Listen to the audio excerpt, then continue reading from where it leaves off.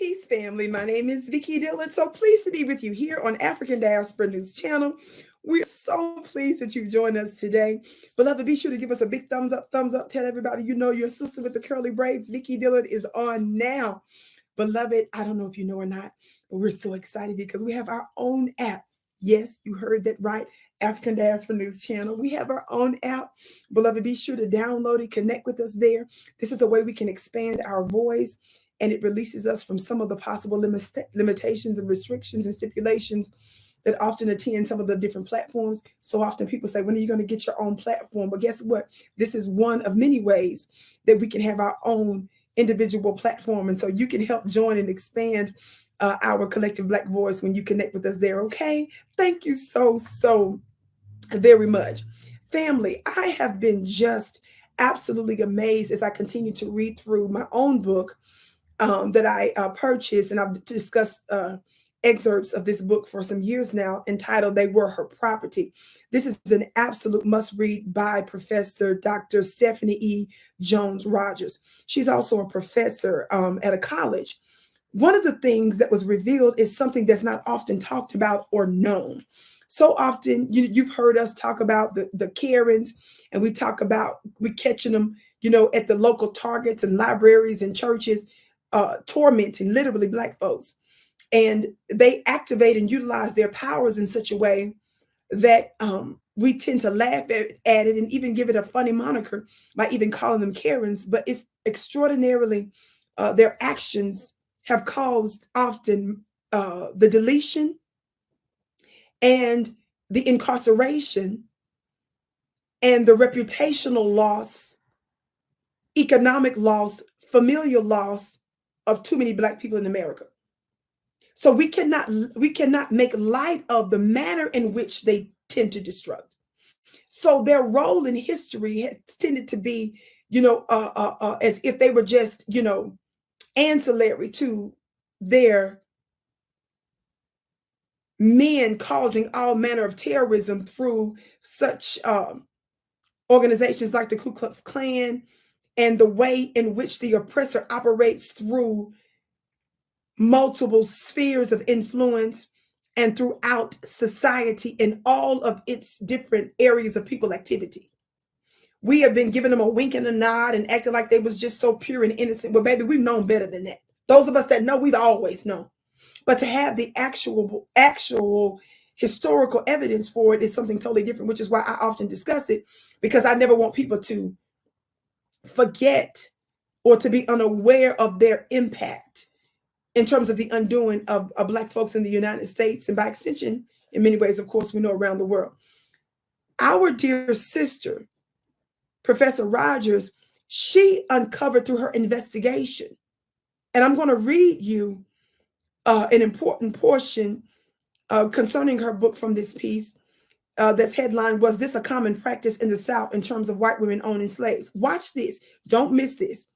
It says it was quite common for girls and women to own enslaved people. I said it was quite common for girls and women to own enslaved people. Did y'all catch that? The question of just how many women and girls own enslaved people is a complicated one to answer for several reasons. But I am completing a quantitative project that I hope will bring us closer to an answer. Some of my preliminary data show that white women constituted approximately 40% of all slaveholders in my data sets. This is a figure that also holds in data collected by Catherine Hall at the University College London. She and a team of researchers created a database using British parliamentary records related to abolition and slave owner compensation.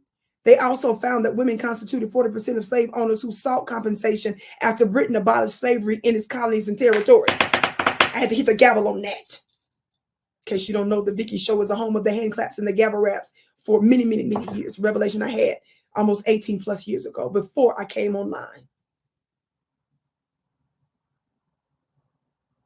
She was no innocent. And it was not only women, but girls, because oftentimes they were bequeathed slaves. And white women were so serious about their ownership. Do you all know that sometimes they even found themselves in court with their husbands to ensure that they were able to solidify such ownership? Separate from this book, my research showed when I was researching the WKKK, which stands for Women Ku Klux Klan, is that in many cases with the Ku Klux Klan, it was white women that joined first and then solicited their husbands. They were believed to be the most effective in entrenching white supremacy through society because they were able, like poison, to influence white supremacy in civil society, laws, legislation, school, churches, and so forth. Did y'all hear what I said? In the book, They Were Her Property, the book that I just read you a piece from, They Were Her Property by Stephanie E. Jones Rogers.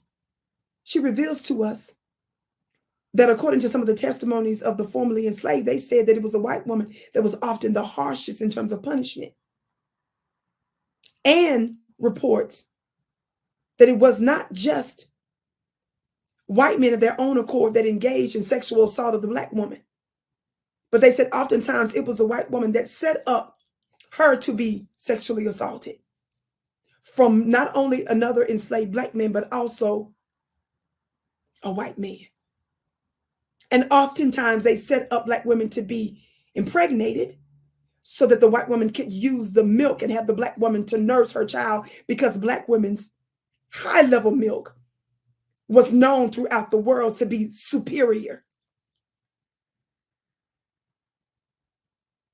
The quality of our milk was superior and most desirable. So oftentimes they wanted us impregnated not only to create property, new property for them, but also to use our milk. I wanted you to know about that. And I want you to keep that in mind when you see the Victoria Newlands skipping about the planet and engaged in high level, massive deletions of people, places, and things.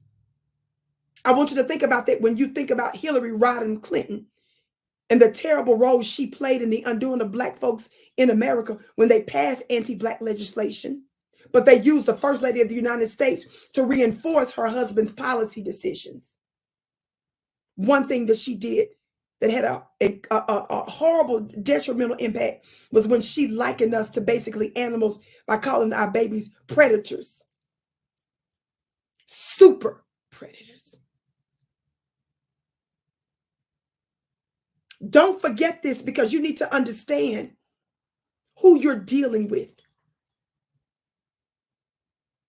And this is also further evidence as we continue to build with ease a preponderance of evidence and reason for our demand for the reparations debt to be paid. Debt, reparations is not charity, baby. It's not America doing just what's right. It's a debt you owe. My name is Vicki Dillard, beloved. Thank you so much for tuning in to African Diaspora News Channel, the Vicki Show right here. Be sure to check out my website at VickiPlanet.com. That's VICKI Planet.com for my new school and all of my wonderful products and services. Beloved, I can't wait to hear what you have to say about this most important issue.